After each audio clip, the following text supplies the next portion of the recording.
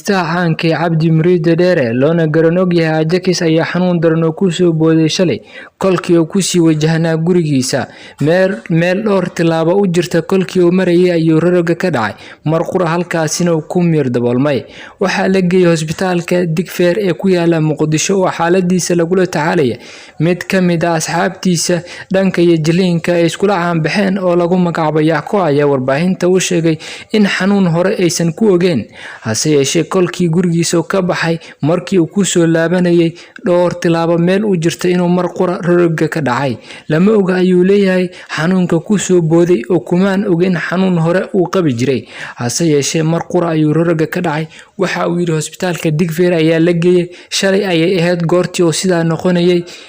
xalay ilaa shalay miirkii ayaa ka daboolmay oo ku dhawaad 6 saacadood oo kaamil ayuu kooma ku jira ayaa la leeyahay oo waxba uusan kala ogeen ummadda Soomaaliyeed ayuu kaga codsaday inay u soo duceeyaan maadaama uu yahay shakhsi aad u qalbi wanaagsan kana qoslin jiray in badan riwaayada iyo barnaamijyo badan u soo tabin jiray dhanka idaacadaha waxa uu sheegay inuu kaga codsanayay in duca ay u soo mariyaan ehelkiisa qayb ka mid ah wiilkiisa ayaa ku soo qoray barta Facebook in aabihiis maanta uu kaga baahan yahay ummadii uu ka qoslin jiray inay u soo duceeyaan xaalad adagna uu ku jiro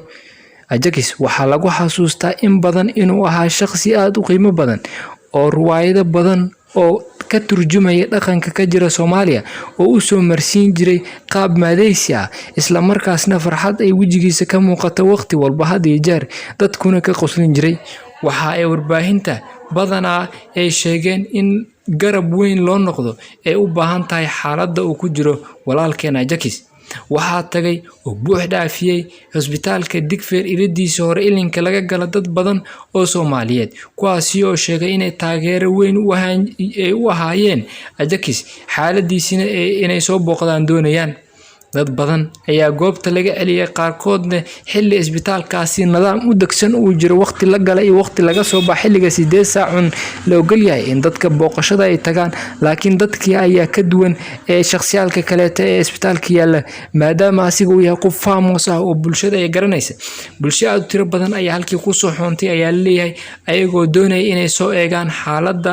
Ajax Cabdi Muriide Dheere warbaahinta ayaa si kala duwan uga hadashay in xaaladdan Ajax uu maray haatan duca ay u baahan yahay idil ahaan in loo duceeyo oo ducadaasi waxa jira dad badan oo muslimiin ah oo ducadooda maqbuul ay tahay aqbal ay tahay macnaha qofka hadii uu duceeyaan in xaaladaasi Allah subhanahu wa ta'ala ka furfuro channelkeena Dooxa Media ayaa idila wadaagayay idil ahaantiin waad ku mahadsantiin daawashada channelkeena warbaahinta Dooxa Media idil ahaantii waxay idin leenahay Allah xaafiyo Ajax